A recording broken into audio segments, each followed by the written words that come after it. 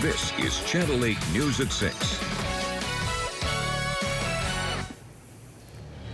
Well, another show in the skies tonight. Severe weather, including tornado warnings hitting parts of southeast Nebraska. Waverly, for example, already seeing the strength of the storm. Aspen sending this video to our Now Local News app of dangerous lightning flashing overhead. There's just one of many southeastern Nebraska towns right there preparing for the worst possibly tonight. Good evening, everyone, and thank you for joining us. I'm Rod Fowler. Good to have you with us here in Lincoln. We've heard and seen the storms rolling throughout the afternoon today. Gray skies and rain, and this video right here sent into our Now Local News app by citizen journalist Brylan. We appreciate that. Kale Kean is tracking the storms throughout Nebraska tonight. Channel 8's Mackenzie Johnson heading to her hometown of Hebron in Thayer County. She's talking to people about what it was like in those terrifying moments during a rare tornado emergency.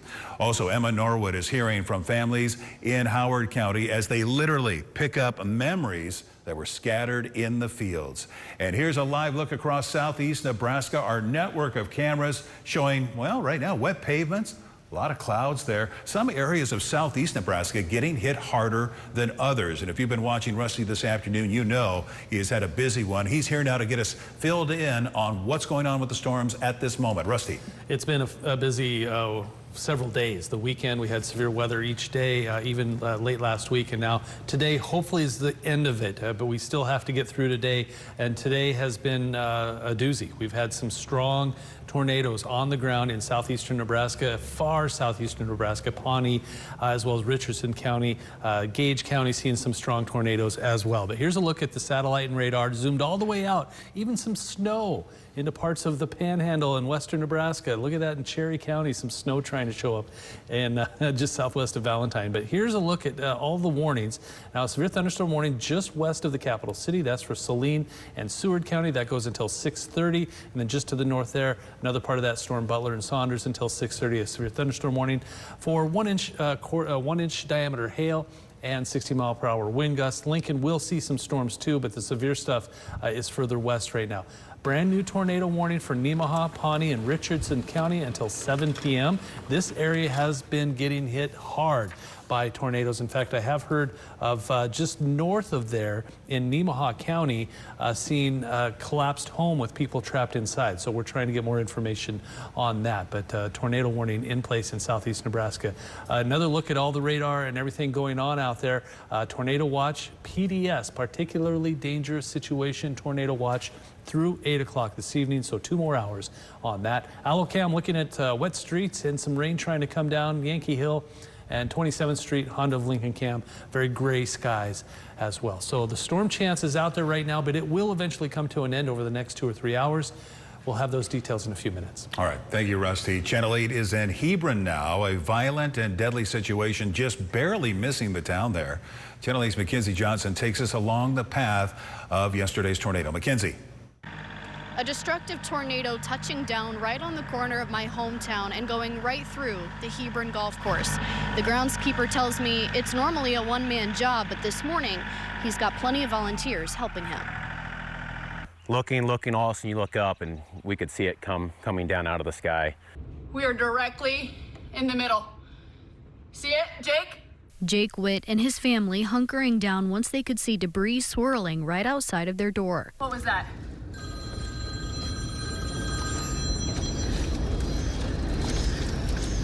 Holy crap. A rare tornado emergency issued by the National Weather Service as a twister tore through Thayer County. Just south of Hebron, a homeowner tells me their barn was blown off its foundation. Most of this damage was done on Saturday night, but against all odds, this same spot hit by Sunday night's tornado. The twister lifting up off the ground as the storm moved closer to town, and that's when Witt saw the clouds spinning over his house, which is right by the Hebron golf course. It came down and only jumped the road and hit the golf course, and a few seconds later it was all over. We obviously lost some cart sheds, some big trees that have been here for hundreds of years. He tells me they take these situations seriously because his wife lived through the historic Hallam tornado back in 2004. She is not a big fan of tornadoes, so obviously anytime we get in severe weather, tornado warning, watch, we are in the house, we'll just say that. Early Monday morning, volunteers showing up breaking out chainsaws, and getting to work. It's a blessing, and so anytime the community does those little things like that, you really appreciate it. Witt tells me thanks to volunteers like the ones that are taking off tree branches behind me, they're likely going to have most of the work done by tonight, and they'll be back open for business tomorrow. Reporting in Hebron, Mackenzie Johnson, Channel 8 News. All right, thank you, Mackenzie. Now let's go to Howard County, where tonight one thing is very clear. The people of St. Laborie, they are very resilient. St. Laborie, just north of Grand Island. Channel 8's Emma Norwood joins us after speaking with a few in the area about how they're recovering after yesterday's storms. Emma? Yes, good evening, Rod. Over and over, we're hearing about the community coming together after this tornado ripped through the town. Neighbors are sharing the experience as they help families that lost everything rebuild. You know, we'll clean up and start over, I guess. Today in St. Laborie, a scene of despair and hope for the future. The first steps to rebuilding after a violent tornado courses through the small town in Howard County. The storm flattening homes and shocking the community. We have a quarter right east of the damage, as well as 2 more quarters even farther east that a shelter belt got shredded through. There's quite a bit of damage here, right east of here. There's some cow-calf pairs still in the field, as well as a newly planted corn acres that debris just everywhere. Chris Hall is one of the storm chasers tracking the tornado, seeing the destruction firsthand. He had a calm demeanor, describing to me stopping on the side of the road Sunday after coming face to face with the storm. It was no quicker than when we had turned the corner, get around some trees. There it was planting on the ground and just about to cross the road in front of us. You can see countless trees knocked over with debris scattered across town. Cleanup crews even finding lost photos that got swept up by Mother Nature. Yeah, it's amazing what you find. Heartbreaking video shows the community banding together, combing through fields to help recover what's been lost. Oh, Peppa Pig toys and granite countertop. Crazy pickups and crazy pieces flown in all different kinds of directions. But many who live in the area say they know they aren't alone. So thankful for those people reaching out to me on Facebook and phone call, willing to help with either just manually walking fields or showing dump trailers or side-by-sides. We appreciate any help we can get. And the Howard County Emergency Management postings to social media today saying how thankful they are for the Code Red system, for giving everyone an advance notice of the tornado and keeping them safe. Reporting here in the studio, Emma Norwood, Channel 8 News. Thank you, Emma. And a reminder, when severe weather happens, the Now Local News app is the place to be. Our team here at Channel 8 providing you with real-time updates as storms progress, and citizen journalists can upload views of Mother Nature's madness and get paid for it. Scan the QR code to download the app for free. And stay with us. We have more headed your way after the break, including the project Pushes On, with the closure of a good stretch of road downtown, how Lincoln businesses say the construction of O Street there is affecting their customers. We're back in 1 minute.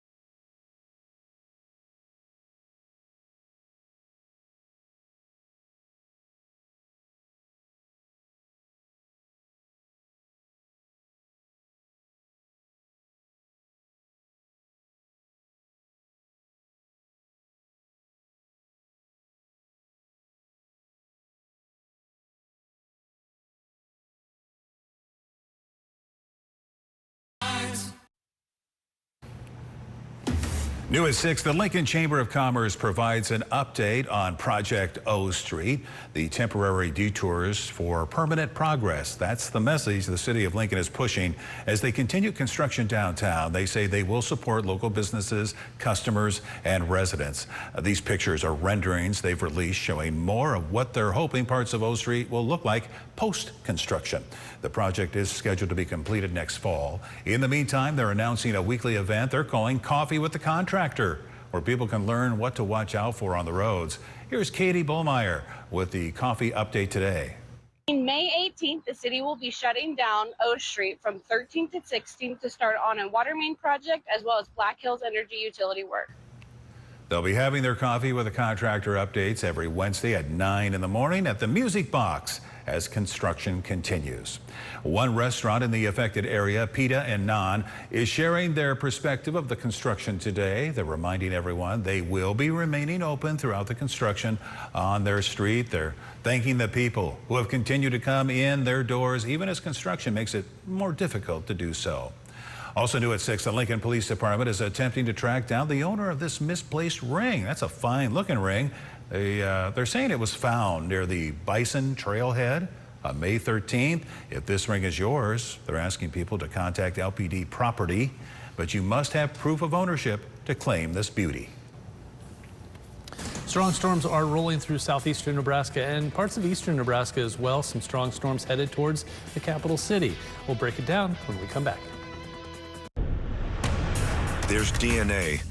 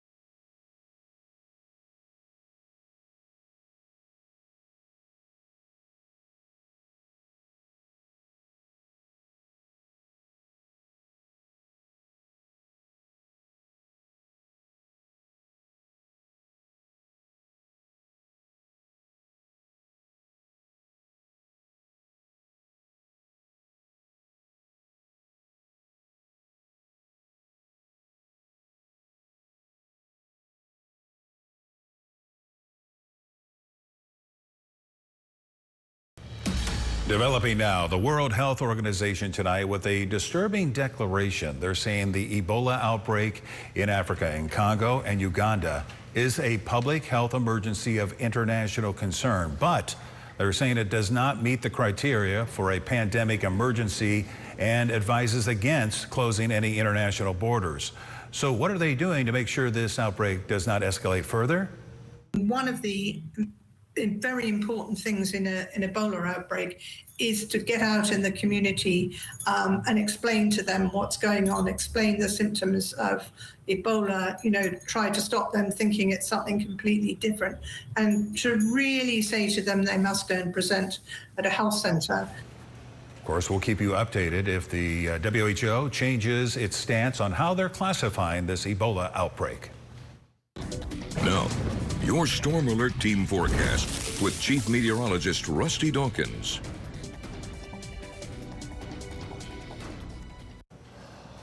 Just had a new batch of severe thunderstorm warnings pop up, so we'll get to those here in a second. But zooming out, this is a very large line of storms from Wichita all the way through very southeastern Nebraska, then wrapping up around western parts of Iowa. Now, we're kind of on the backside of this in the cooler part of this storm, so still severe weather, but the very severe weather is right in this area right now, northwestern Missouri and the southeastern parts of Nebraska and far northeastern parts of Kansas. So if you see any hail, any damaging anything, tornadoes or destruction or whatever it is, as long as you can be safe, Now Local News app, get the video, send it our way, scan the code if you need to do it, and we'll pay you for it. I mean, seriously, we do. This is what it looks like on our tower cam, Barry Law cam, looking towards downtown Lincoln. Just a gloomy, kind of rainy day. This is Beatrice right now, 6 and Perkins, Shones roofing cam. A lot of rain out there. Now, this has been kind of the good news, bad news. Good news is it's much cooler the further west you go, so the severe weather threat has been very minimal further west. Now, we're right on that line right here, and I'll zoom in and show you that you go from 75 to 48, 47 in Kearney. So a big difference. And usually when you have a big difference like that, there's strong storms out there somewhere, and it's right through here. Lots to get to. There's all of the lightning, southeast Nebraska. A lot of tornadic activity down here. I'll get rid of the lightning and zoom out a little bit. 1, 2, 3, 4 tornado warnings right there.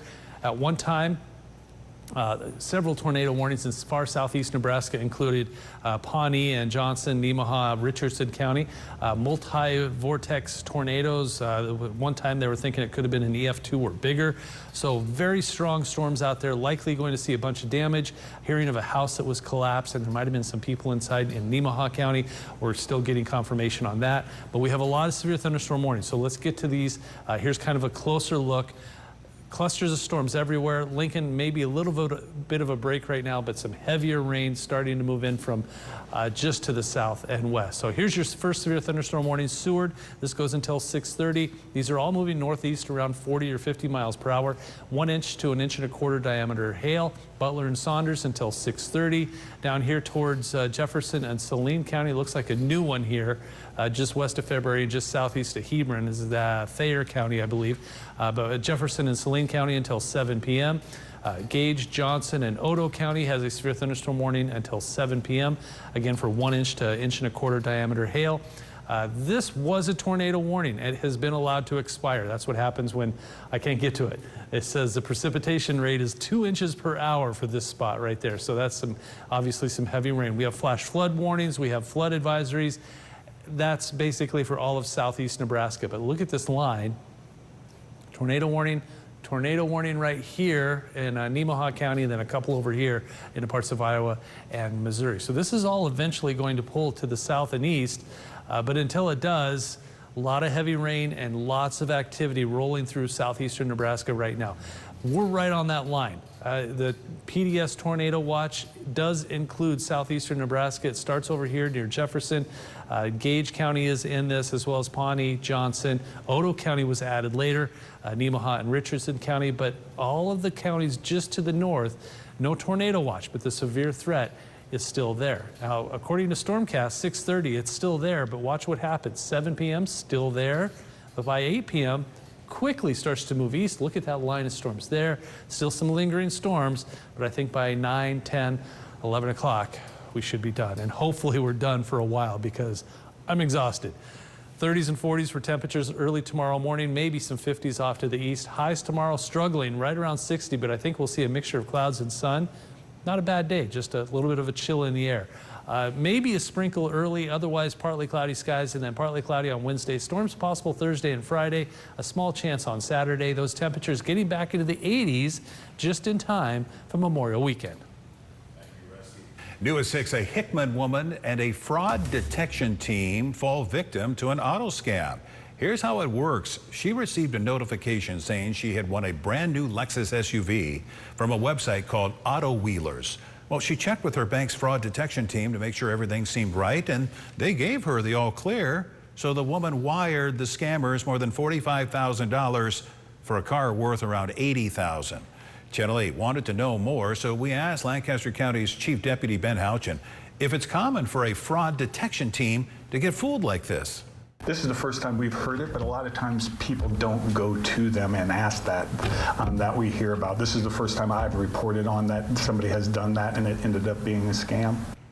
He added that this scam started on Facebook, so if you're scrolling and you see something too good to be true, yeah, you know the rest, it probably is, and you should be concerned about that and keep scrolling. Coming up next, we head into the Sports Zone. Nate, Jordy Fromm, once again, a top 3 finalist for the USA Softball Collegiate Player of the Year. Surprise, surprise, right? She's like that, just a different player, special player on and off the diamond. We'll have the latest on Fromm and the team coming up after the break.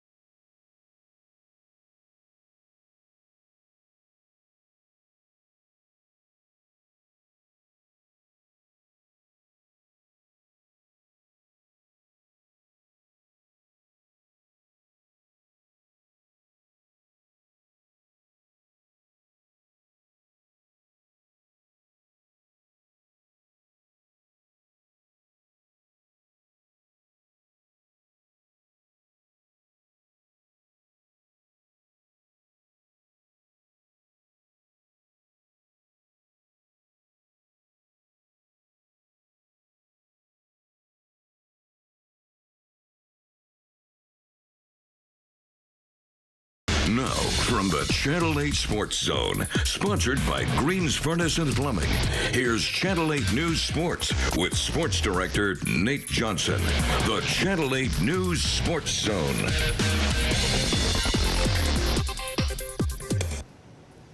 Hey, what's going on? Thanks so much for tuning in to the Sports Zone. Well, what a weekend it was here in Lincoln. Just special to see Husker Nation show out the way they did for softball. And now they get ready to watch their first ever Super Regional. More on that in just a few. Let's start today with the Papillion, little tongue twister there, Nebraska native Jordy Fromm, who was named the top 3 list for USA Softball's Collegiate Player of the Year today. She joins Megan Grant of UCLA and Issa Torres of Florida State as the 3 finalists. She was as impressive as always this past weekend, both on offense and in the circle. And fun fact, too, if she hits one more home run this season, she'd become the first Husker with multiple 20-plus home run seasons. And she'll have a chance to do that starting this Thursday, May 21st at 8 p.m. when Nebraska welcomes Oklahoma State to town.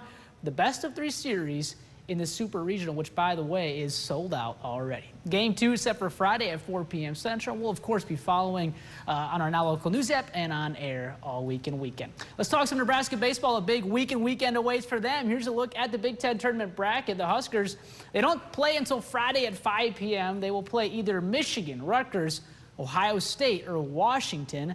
The 5 through 12 seeds play double elimination games starting tomorrow. The final 4 seeds start single elimination play. The action, of course, taking place in Omaha at Charles Schwab Field. And coming out today, the latest D1 baseball ranks. Nebraska moving up once again to the number 20 spot following their sweep of Minnesota. The Huskers really showing some grit in that performance all week long, getting the job done and locking in that 2 seed in the 20 ranking. And how about this Hawks Field at Haymarket Park ranking 13th nationally in average attendance. They had an average of 5,123 fans all season long. Cannot deny the passion of Husker Nation for the love of their baseball and softball team. And last month they brought in 6,984 fans. Pretty impressive, despite some crummy weather at times in a couple of those series as well. Well, some Nebraska basketball news now. The Huskers will face Providence next season in the 2026 Basketball Hall of Fame tip-off. The action takes place on Saturday, November 7th at Mahogany Sun Arena in Uncasville, Connecticut. Head coach Fred Hoiberg said in part of his statement, the matchup against Providence in this environment provides our program an early opportunity to test ourselves against a very good Big East opponent. And finally, the NSAA baseball tournament giving it a run today with some action. Take a look at some of the games that have happened already and some that are waiting to happen and getting pushed back because of some of the weather, of course. But here's a look at some of those games. Grand Island beating Southwest, Seward taking down Standing Bear, and then Lincoln Lutheran and Lincoln East. We'll see if they get in the action later tonight. That'll do it for sports tonight, though. Rod will go ahead and send things back over to you. All right, thank you, Nate. Let's check in with Mr. Busy and find out what's the latest with severe weather. Rusty? It's still out there, but it seems like it might be winding down over the next couple of hours. We're kind of on the edge here, but severe thunderstorm warning continues for Seward County for the next few minutes. That is moving to the north and east. Saunders, same thing until 6:30. Then a little further south, we have some strong storms rolling through the Fairbury area. Might be seeing some hail there right now. Jefferson and Saline County until 7 p.m. And then off towards the east, Gage, Johnson, and Otoe County until 7 o'clock. Another severe thunderstorm warning. This is all moving to the north and east. Still some storms to go, but it will eventually move off to the east, taking the severe weather with it. And we should be quiet for several days after that. All right, thank you, Rusty. And thank you so much for joining us. Enjoy your evening. We'll see you back here at 10 o'clock.